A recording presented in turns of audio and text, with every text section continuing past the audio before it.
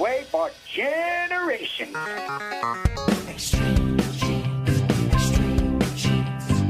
Dates in the Bible don't quite match the marriage certificate.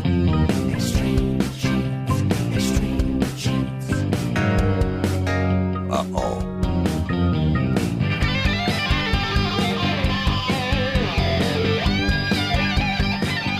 Hello, Genies, and welcome back to America's Family History Show, Extreme Genes and ExtremeGenes.com. I am Fisher, your radio root sleuth, on the program where we shake your family tree and watch the nuts fall out. And this week, I'm very excited to get Paul Woodbury back on the show. He's the DNA specialist from LegacyTree.com. And we're going to be talking about those people that you wind up matching when you do your DNA tests on the various sites. And how do you communicate with them? Because a lot of them don't post trees. A lot of them generally don't answer.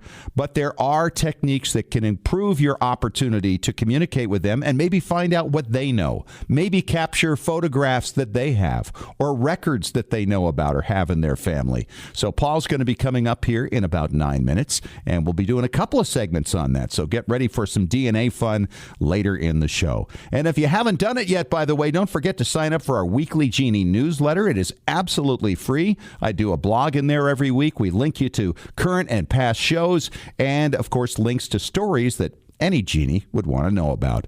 Right now, let's head out to Boston and talk to the chief genealogist of the New England Historic Genealogical Society and AmericanAncestors.org. David Allen Lambert is on the line. How are you, David? I'm doing great. How about yourself, Fish? You know, not as great as you are. You know, I'm still battling this little lung thing here, but we're getting there. We're making progress. But you, my friend, have had a week like I haven't heard in a long time. As we often talk about people becoming the destination location for people with stuff, you have become that person in the last week or so. Yeah, my love for military and lecturing on it occasionally has had people give me copies of photos and things like that. But my sister Donna, who was very kind to send me something I don't have from my military collection, a German Iron Cross and the diploma that was given to the soldier back in 1917. Now, I needed to have it translated, so I turned to our friends at Family Search and another one of our listeners, Timo Kraki, over in Germany, and they were able to solve what I couldn't read, which changed the value. See, August Staverman, who got this Iron Cross in 1917, wasn't a soldier, from what I can tell. He was probably a pilot. Really? It says on the diploma that it was received on December 11th, 1917, by the Kaiser's order via the group leader of Flieger 16. Ah, that's flying. To fly is Flieger. Yeah, Flying Group 16. Mm-hmm. Amazing. So the Iron Cross for a pilot, from what I understand from collectors, is worth about 10 to 20 times more than what my sister paid for it. So thank you, Donna. Well, Merry Christmas, Happy New Year's, Happy Father's Day, all in one. Exactly. Now, that, for most of us, would be enough for an entire year. And she listens, so she's going to agree with you there. Yeah, I mean, that should be enough. But no, there was more. You get an email from a relative, kind of a distant relative, that more stuff is on your way. So what's that about? Well, jumping from World War I to World War II, my great-grandfather's first cousin's grandson was Douglas A. Lambert, who was a private with the 339th Infantry Regiment out of New York. March 11, 1945, he's killed in Italy, just shy of the end of the war. His footlocker, his photograph of the whole regiment, the 339th, the letter that is sent to the family from President Franklin Roosevelt, and his Purple Heart are on UPS ground on their way to my house right now from Florida. Now, this would be like your dad's third cousin, right? Yeah. So, I mean, it's someone my family didn't even know. In fact, it was this side of the Lambert family that left Nova Scotia because this person's relative was a member of John Philip Sousa's band. Huh. So Douglas was related to that side that had come down from Spring Hill, Nova Scotia in Cumberland County. I never met any of them, but I still have the last name. The name has died off in their family and has practically died off in mine. So being a military historian and, of course, the keeper of the same Y-DNA Douglas has. His footlocker will now reside in our guest room, and I'll proudly display a Purple Heart that was obviously posthumously awarded to his family. And, I'm mustering up all sorts of things for my military lectures. That firsthand. is incredible. Yeah, it's lots of fun. So how does your wife feel about a new addition to the house? Well, I always say that the TV show Hoarders was started by a genealogist. Absolutely. You got to collect stuff to do this type of research. Yeah. All right, David, what else you got today in our Family Histoire news?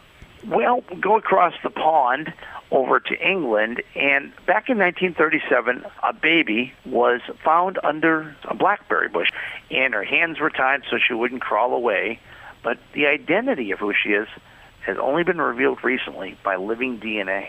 Yeah, and the story behind this is just amazing. This is not your ordinary DNA story because she really wasn't able to match with anybody. And it turns out that her birth father had actually licked a stamp years ago, and a descendant of that person was able to give that to living DNA, and they were able to match the saliva from the back of the stamp to this 80-year-old woman. It's incredible. It is amazing, and it just goes to show when you get a letter, don't throw away the envelope. Yeah, because you never know, right? You never know. There you go. And who sends letters anymore anyway? So unless we start licking our computers and our emails. Well, every week I like to give a blogger spotlight shout-out, and this week it's to Katherine Schober.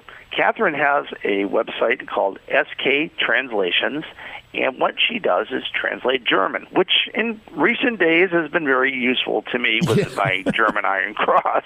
She wrote a book called Tips and Tricks for Deciphering German Handwriting, and she has a blog on her website, sktranslations.com.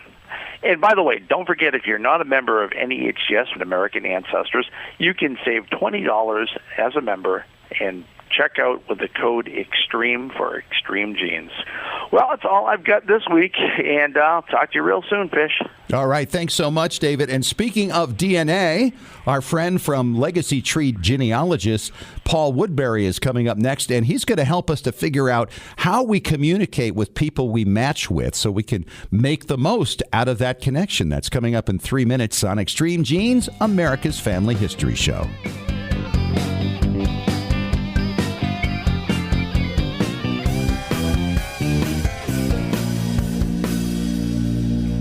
RootsTech 2019 may be over, but the Family History Fun doesn't have to end. Visit rootstech.org to view recorded content from the event.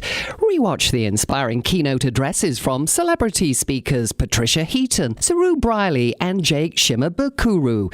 A number of classes are also available to view for free from popular genealogists such as Miko Cleland, Diane Southard, and Valerie Elkins. Want access to even more content from RootsTech? Purchase the virtual pass and get access to 18 recorded conference sessions. Watch playbacks from any device from the comfort of your own home. Enjoy exclusive content from popular presenters like Kenyatta Berry, D. Joshua Taylor, and Lisa Louise Cook. Purchase your all-access virtual pass at rootstech.org for only $129. RootsTech 2019 may be over, but it lives on through the RootsTech Virtual Pass. Download yours today. Visit rootstech.org to learn more. Hi, Genies, Fisher here, and here we go, closing in on another start date for another season of KBYU TV's Relative Race with host Dan Debenham. And this show is so much fun. If you haven't seen it before, it would be a good idea for you to go back and binge watch some previous seasons because it is absolutely made for anybody who's interested in family history and genealogy. Yeah, it's 3 teams in 3 cars going to 3 different places every day to meet relatives they didn't even know they had. They find out who they're related to. They discover photographs. They hear stories. It's emotional. It's exciting. It's entertaining. And at the end, the last team standing wins $50,000. And that means they've got to avoid getting strikes by being the last to their location each day. It's really easy to understand. It's a lot of fun. You can use the BYU TV app. You can watch it as it happens on BYU TV, or you can binge watch at byutv.org. Sunday nights at 9 o'clock Eastern, 6 o'clock Pacific on BYU TV. TV. Legacy Tree Genealogist is a proud sponsor of Extreme Genes. Based in Salt Lake City, Utah, near the world's largest family history library, we've worked with genealogists all over the globe since 2004 to track down records, find your ancestors, and the stories that bring your legacy to life. We also analyze DNA test results, help you join lineage societies, and find missing cousins. Legacy Tree is the recommended research partner of MyHeritage.com and is the world's highest client-rated genealogy firm. Call us toll-free at 1-800-818-1476 or register online to get a free estimate. Right now, you can save up to $100 on professional genealogy research. But hurry, this offer expires at the end of the month. Even experienced researchers can benefit from our proven and experienced staff of specialists who can bring new approaches to old problems. Learn from our free genealogy tips on our blog at legacytree.com/blog. Legacy Tree Genealogists. We do the research. You enjoy the discoveries.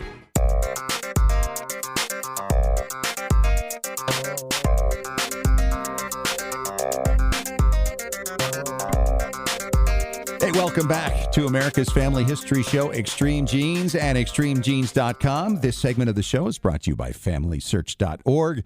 And as always, I'm excited to have on the show the DNA expert from my friends at LegacyTree.com talking about DNA today. And he was doing a lot of talking about that at Roots Tech. Paul Woodbury is on the line right now. Hi, Paul. How are you?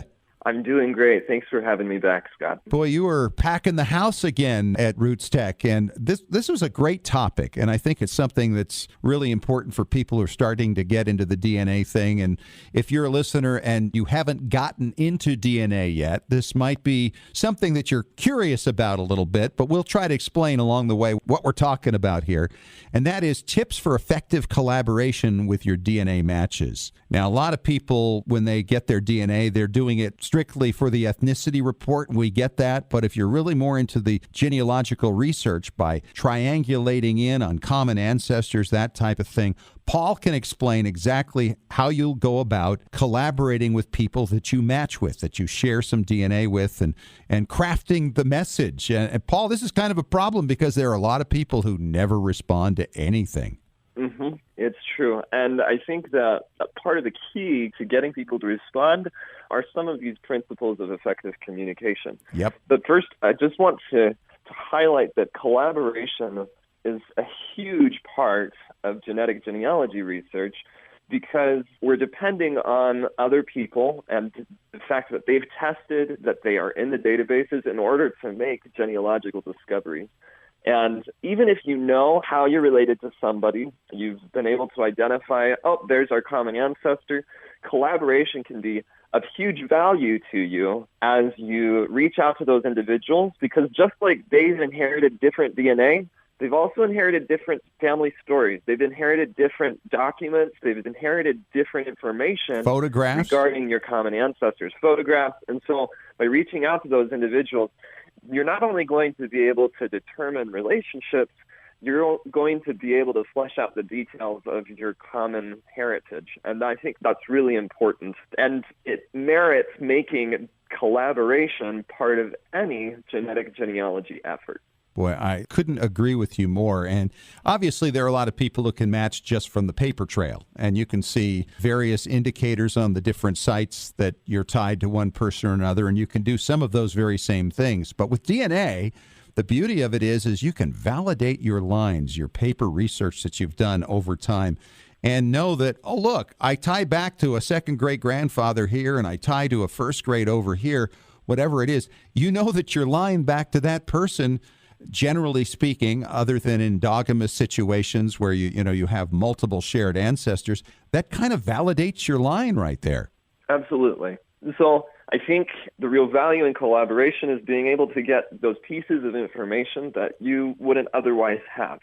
And I like to think of genetic genealogy match lists as social media for genealogists. It's a way for you to connect with all of these cousins that you may not have even known about through other efforts. So I think that the principles of communication and effective communication can really make those experiences and those relationships more meaningful so that you can benefit from their knowledge of your family history as well. Boy, that's true. One of the things that I find real beneficial in this kind of work is when you find out who you share matches with. Because I'm saying, and maybe you have a better number on this, Paul, but maybe 90% or more of the people that I match with, they don't have trees. They don't have anything, or they keep them private.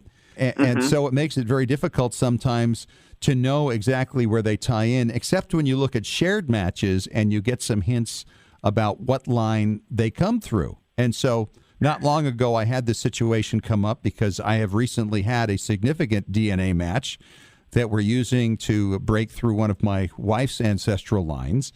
And we were thinking that this person might be a descendant of that branch. Now, I knew that because of the people that she shared with me as matches.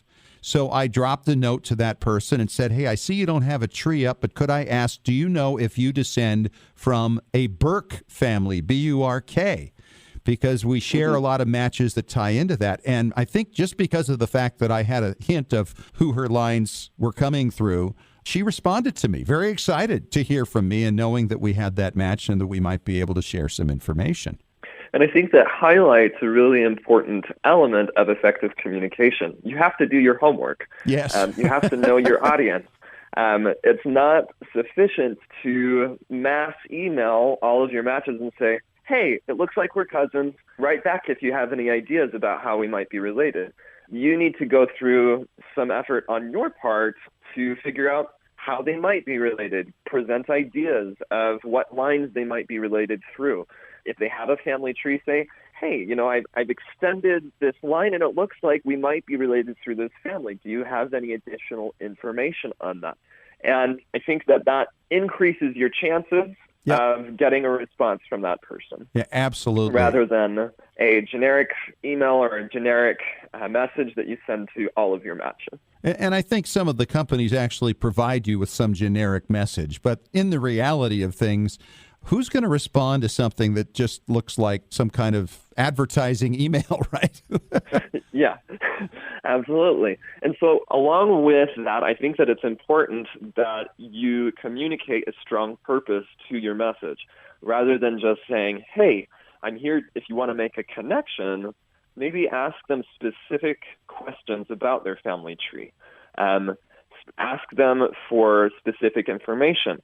There are lots of things that you can ask your matches which could be helpful for your research. One of my favorites is, would you please share with me the names of your grandparents or your great-grandparents? You want to avoid saying, who are you or what are the names of your parents, because Sure. that could give you information about their Social Security and their bank accounts. You want to ask about something that's far enough removed that they're comfortable providing that information. You could propose an ancestor and say, I think this might be our common ancestor. Does it sound familiar to you? Request access to a private family tree. Another thing that I commonly do is I'll say, I notice that we have these shared matches in common. How much DNA do you share with our shared match? Do you know who these individuals are? Particularly for some of those individuals that may not respond immediately. I think one of my favorites also is, do you have any close matches in your match list that are known relatives to you? The idea being there that if I don't match their father, who's also tested, then I know that I'm related through the mother. Yeah, that's a good point. If I don't match their first cousin, then I know I'm related through the other side of their family tree. And so knowing about their close matches can help me narrow down which lines I'm probably related through. Yeah, I'm working to identify my wife's fourth great grandfather and mother at this time. And we're working with people through various branches of the family. And we're going through and saying, okay, we found matches from our side of it that match here. Now we're sharing with people from the siblings branches and saying, do you find any matches to these people? And so we start to, that comparison process, because obviously the more matches you can determine are in there, the more confident you can be in your conclusion tied to this particular relationship, right? Yeah. And I think that as people recognize that, then they can feel more comfortable about sharing that information and say, oh, I'm not your unknown half-sibling. I can, we're related a little bit further back, and this is how we're related. And it helps them to feel invested in that communication. I think another important element of effective communication is that you make specific offers and you use your leverage of what you have to offer. Yes. Say, I know that we're probably related through this family line.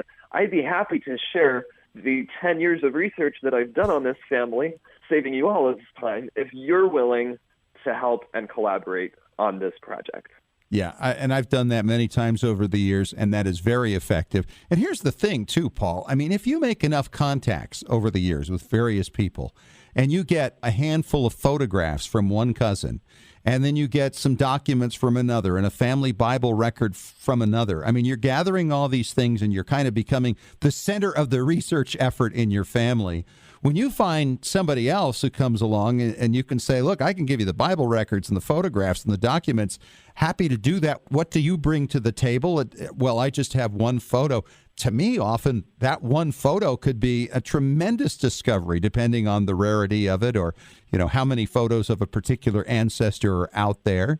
And so, they'll often say, oh, well, I'm just giving you this one thing, and yet you're giving me all of this. I'm going, hey, it's a sweet deal to me. I love it. I have no problem with that at all. And I think a lot of people would feel the same way. I agree. And I think that the same applies for DNA. Even if we have, access to test results for multiple genetic cousins, adding more genetic cousins to that research group helps strengthen the validity of our conclusions and helps us really make progress towards those things. You see, this is why we bring Paul back all the time, because he's a really smart guy. And he was sharing this at Roots Tech. And if you missed Roots Tech, you're getting kind of a free course here out of the whole thing. All right, when we come back, we're going to talk a little bit about those non-responders. There are a lot of people who just will not respond for various reasons. Maybe they just got in for the ethnicity results. Maybe they don't want to talk because they're afraid of identity theft. Whatever the reason is, it's a huge percentage that don't respond, but you can still figure out exactly how they tie into your lines. And there are some ways, are there not, Paul? Let's talk about that coming up in just a few minutes. All right, sounds good. All right, we'll take a break. We'll be back in 5 minutes on Extreme Genes, America's Family History Show.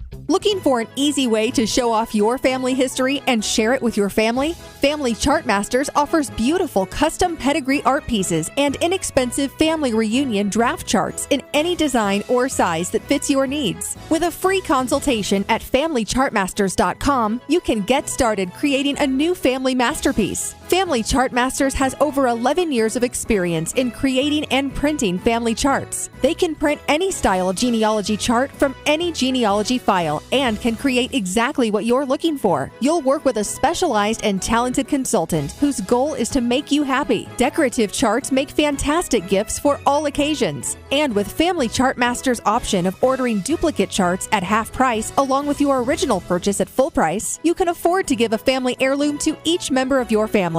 Contact Family Chartmasters today at FamilyChartmasters.com for your free consultation. Family Chartmasters will give the greatest care to your family history. Scientific studies have proven that youth who know even a little bit about their family history perform better academically and have a greater sense of personal confidence and stability. Genealogy is its own incredible superpower that arms our children with super strength. But how do you get your child or grandchild interested in studying their family history? That kind of stuff is just for grandmas, right? Not anymore. ZapTheGrandmaGap.com leaps the generation gap in a single bound. Author Janet Havorka provides you with useful and timely advice on helping the young people in your life become engaged in their own family history. Janet has an entire collection of books to inspire the young and the young at heart in fun, interactive ways. She also offers creative tips and advice on her blog and in her free weekly newsletter.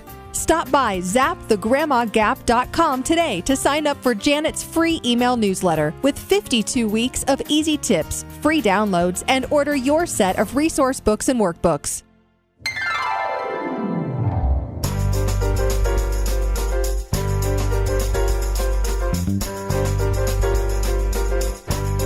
Hey, let's talk some more about DNA on Extreme Genes, America's Family History Show, and extremegenes.com. Fisher here, your radio root sleuth. Paul Woodbury is on the line with us right now, the DNA specialist from legacytree.com. And we've been talking about this idea of collaboration with people that you find that you match with in your DNA results, and how you put the message together and how you get a little more specific to give yourself the best chance of getting a response. The bottom line, though, still is, Paul, you're going to get a lot of non-responses, correct? Yeah, I would say even though I have maybe a higher success rate than others in this area, I still get a lot of non-responses. What percent? Which is unfortunate. What percent would you say? I don't know exactly what percent, but it is unfortunate because a lot of the times those people that don't respond are those that are perhaps the closest genetic cousin, or the one that is exactly what we need in order to solve the case. And you know what I'm hearing you saying, Paul, is that they're often, as the closest cousin back to the ancestor you're looking into, they're older and perhaps are not necessarily comfortable with communicating with strangers through the social media of DNA. Yeah. And then again, they may not even recognize that they have a message. I have had cases where, some people will write me back 3 years after I send them a message, and they finally say, "Oh, I finally found this message thing on Ancestry, and I'm sorry I didn't respond sooner, but here's the information you were seeking." And I think, if only I had that information 3 years ago. But, it's interesting to note that a large percentage of those that we contact will never respond or will respond well after we solve the case. And I would say three-quarters, in my experience, at least three-quarters of them never respond. If we could get a one-quarter response rate, I think that would be pretty good, actually. Yeah, I think that would be pretty good. And unfortunately, the quarter that do respond are those really, really distant matches. Yeah. You can reach out to, right? Yeah, because they feel very safe. There you go. Yes. So let's talk about those people. You want to identify the people you match with who don't respond to an email or a message through the various DNA sites. What are some ideas that you have for figuring out where they fit in and what you can do with that information? So I think the most important part of this is taking all of the information that you do have on them and taking that to its furthest extent.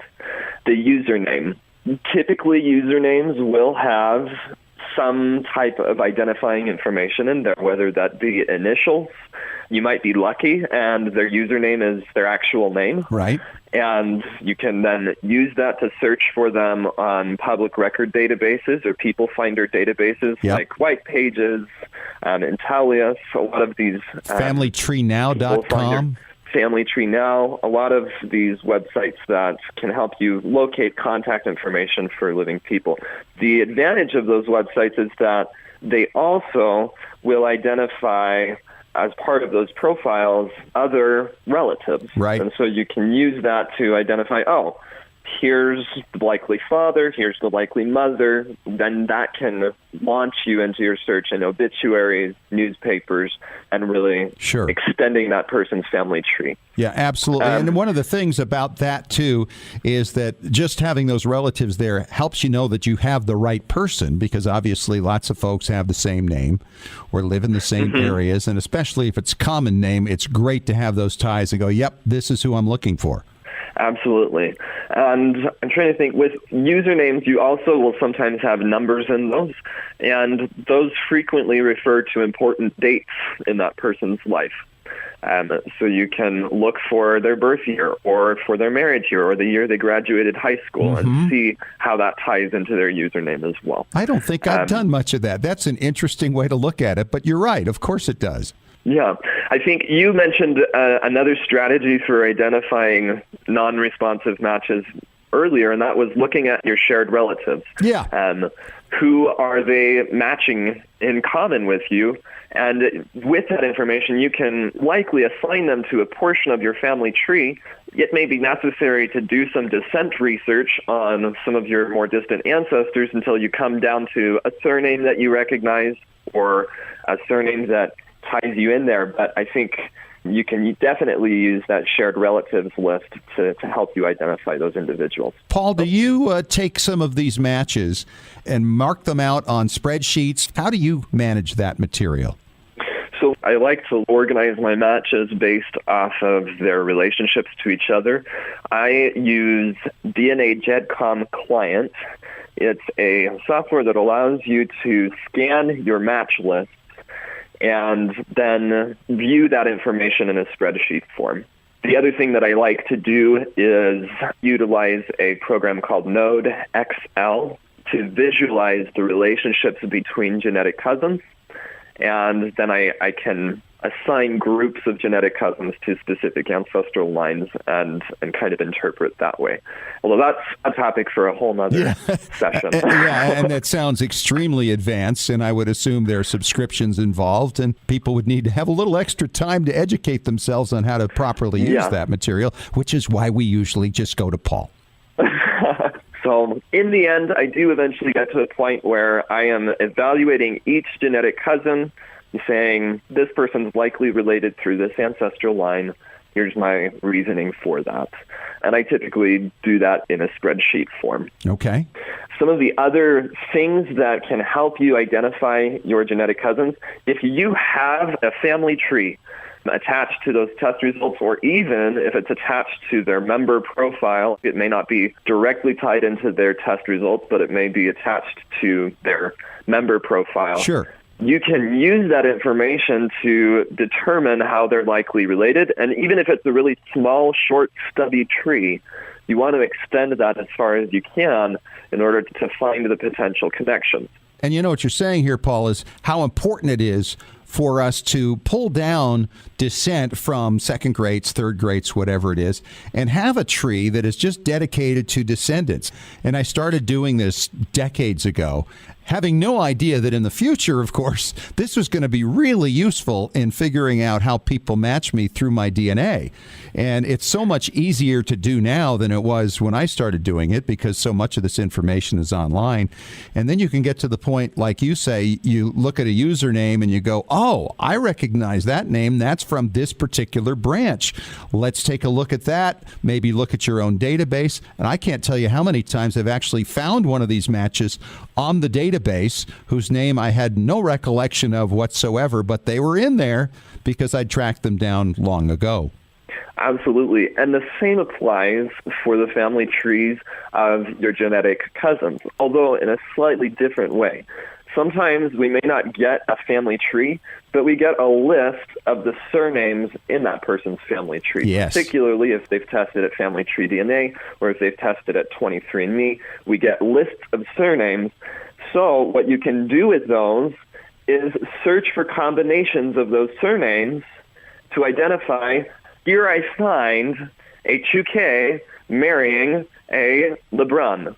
So I know that those two names are connected. I find one of their children marrying a Wilkinson, and I'm able to flesh out the family tree just from a list of surnames, and then narrow down researching the descendants of these ancestral couples to identify the likely identity of my genetic cousin. Paul, I wish we had more time to talk about this and talk about the idea of what do we do when some match comes along where the tree doesn't match anywhere, because I'm thinking non-paternal event, adoptions involved, or they just got the links wrong somewhere along the line. And how do you figure that out? That is for another day, and I look forward to that conversation as well. Thanks for having me. And coming up next, Tom Perry talks preservation on Extreme Genes, America's Family History Show, in 3 minutes.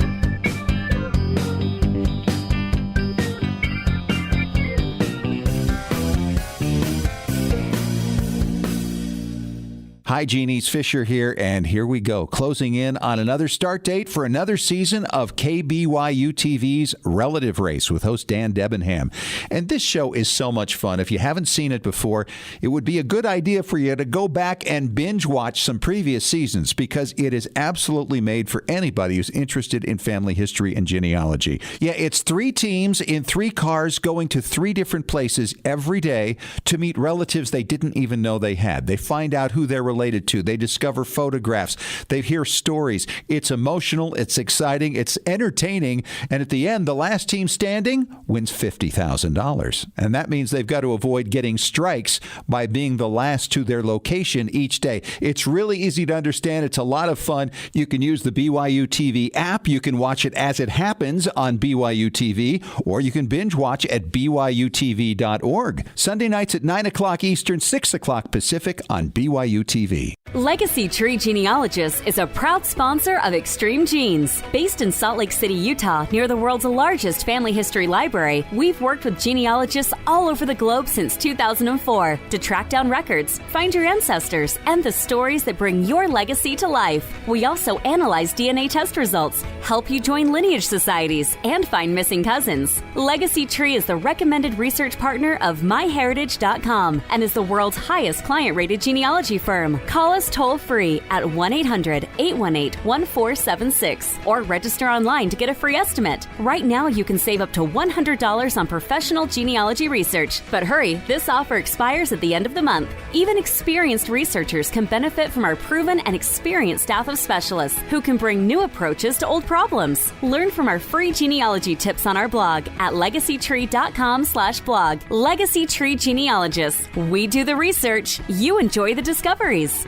Hey, Genies, Fisher here with a shout out to our Patrons Club members at patreon.com/Extreme Genes. This is where friends of the show support Extreme Genes for as little as $1 a month, all the way up to the cost of a very nice burger each month. I mean, a really juicy one. You can support the show and enjoy various special Patrons Club member benefits, such as acknowledgement on extremegenes.com, special bonus podcasts from expert guests like Maureen Taylor, the photo detective, CC Moore, your genetic genealogist, great storytellers and experts on record sets from all over the world. We even offer expert advice on specific questions challenging your research. So go to patreon.com/extremegenes and get signed up. We love sharing your genealogical journey with you on our Extreme Genes Patrons Club. After all, what would you rather have? Inspiring and informative content or another greasy burger? The choice is yours. And thanks for supporting Extreme Genes.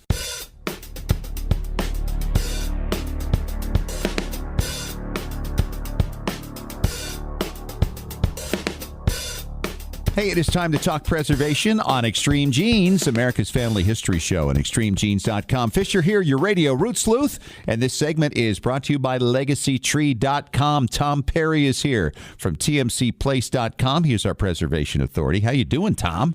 Super. I'm loving the sun down here in the southeast. It is absolutely beautiful. All right. Well, we have an email here from Peter Vanderhooft, and Peter asks about VHS tapes. He says he has a number of them, and he's worried about losing them due to the lifespan of magnetic media, and he's very wise to be thinking that way.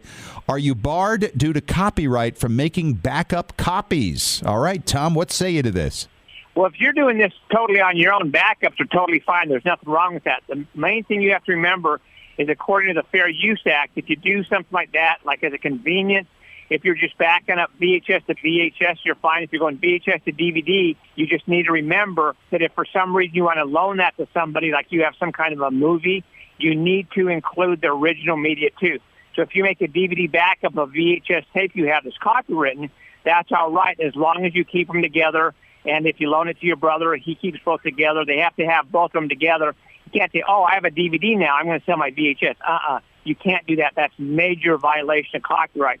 So to back up things, just like computer software, is fine to do as long as you're not distributing it, you're not selling it, you're not loaning it. Well, a lot of people get into trouble saying, well, I'm not selling it, so it's okay. I'm just giving it out to friends. Well, no, that is major copyright violation.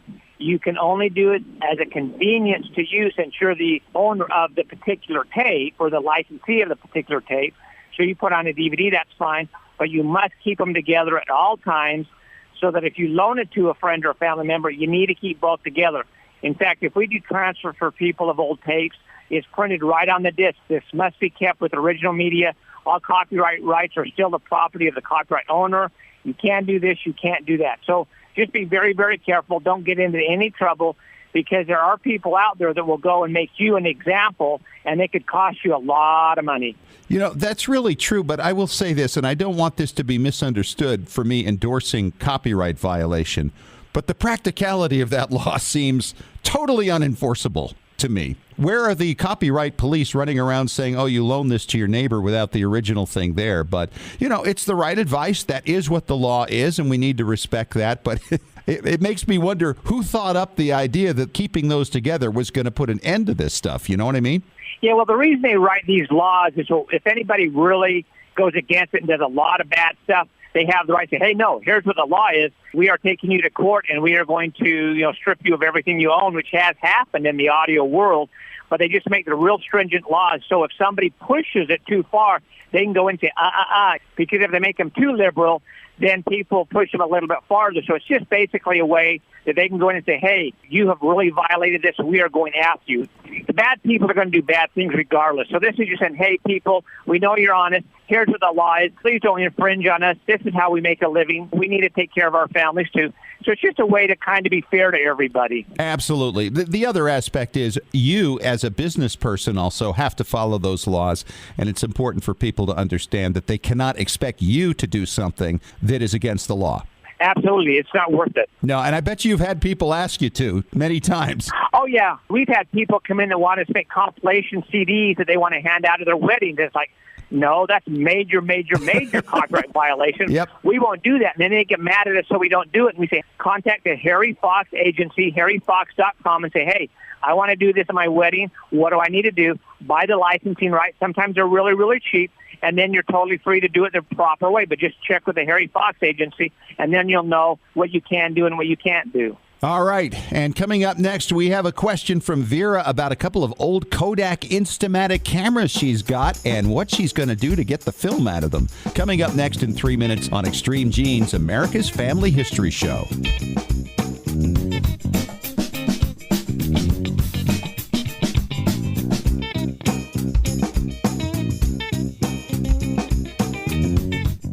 Looking for an easy way to show off your family history and share it with your family? Family Chartmasters offers beautiful custom pedigree art pieces and inexpensive family reunion draft charts in any design or size that fits your needs. With a free consultation at FamilyChartmasters.com, you can get started creating a new family masterpiece. Family Chartmasters has over 11 years of experience in creating and printing family charts. They can print any style of genealogy chart from any genealogy file and can create exactly what you're looking for. You'll work with a specialized and talented consultant whose goal is to make you happy. Decorative charts make fantastic gifts for all occasions. And with Family Chartmasters' option of ordering duplicate charts at half price along with your original purchase at full price, you can afford to give a family heirloom to each member of your family.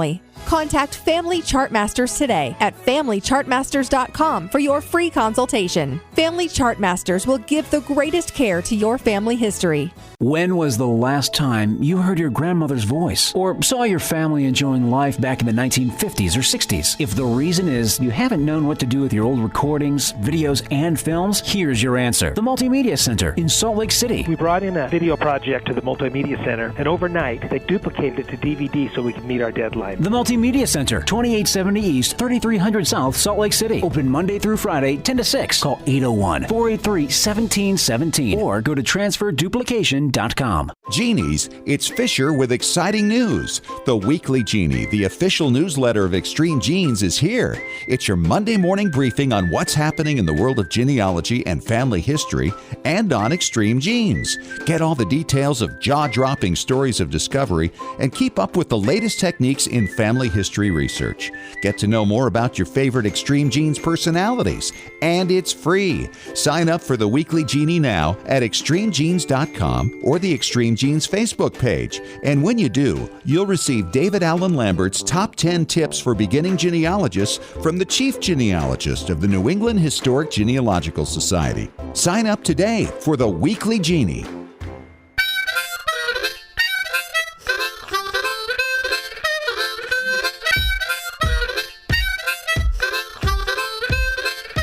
We are back at it for our final segment of Extreme Genes, America's Family History Show for this week. It is Fisher here, your radio root sleuth, talking preservation with Tom Perry from tmcplace.com, our preservation authority. And Tom, we have an email from Vera Usselman, and she said she's found 2 old Kodak Instamatic cameras, a 154 and 304. And the 154 has a roll of film in it with 2 pictures taken and a brand new package of film, and would love to use them, but needs to know where would she get this developed and the cost. And she says it is Kodak 126 film from the 60s. What are your thoughts on this one? Okay, so what you need to do is go to filmrescue.com or go into Google and type in the word film rescue, and they do all kinds of film developing because Kodak has stopped making most chemicals now. So what you have to do is make your own chemicals, what they will do for you. And if you write them and say, hey, I've got this type of film, what do I need to do? Then they will say, hey, we're going to be making chemicals for that on this day. Send it in to us so we can develop it. And then once they develop it, prints and scanning, all that kind of stuff is really easy to do. The first step, of course, is getting it developed, and they do a great job. So my question to you is, how good is film that's undeveloped from 50 years ago? It depends how it's been kept. If it's been kept inside in a semi-cool place, it should be fine. In fact, back in the days when I was cutting my teeth on photography, we always kept all of our film in the refrigerator because that kept it the most pure and the best longevity to it.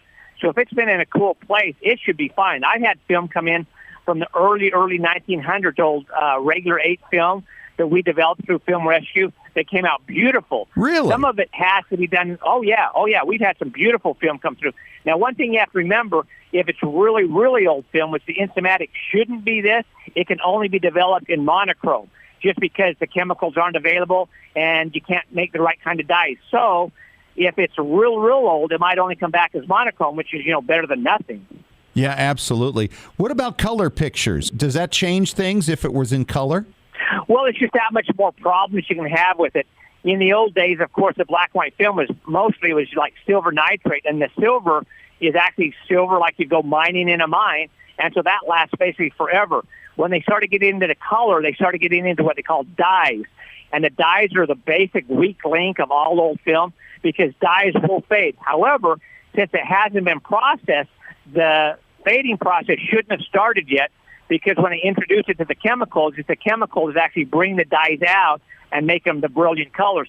So they might actually kind of be blessed if it's been stored in a proper place and it's been cool. If it's been out in a barn or something through heat and stuff, you won't know until you get it done. But if it's been in a cool home, away from vents and stuff, you should be fine with it. And what's the cost like on something like this, Tom? Any idea? Well, last time we had something done, we had quite a lot done. It was about $50. But if that's a precious picture of Aunt Martha that you don't have anyplace else, $50 is a small amount to pay. But once you contact Film Rescue, they'll be able to give you the prices, the turnaround times, all the different options, and then you can go forward from that. Boy, that is fascinating. And to think that you were able to actually develop something from the early part of the 20th century and bring it out, that had to be a treasure for somebody. Oh, it was. And even though it was monochrome, it was wonderful for them because it was like their great-grandfather at a picnic. They were just thrilled to death to get any images off that old film. And then you could take that print and then, of course, go and do all the magic with Photoshop, too, and make something really crisp and clean from it. I mean, it's done all the time. So that is a great question, Vera. Thank you so much for sharing that with us. And just a reminder, if you'd like to ask Tom a question, you just send an email to asktom@tmcplace.com, or you can put it on his Twitter page, or you can tweet him at AskTomP. And, Tom, thanks so much. I think a couple of great questions there, and we appreciate it. And enjoy the sunshine, my friend.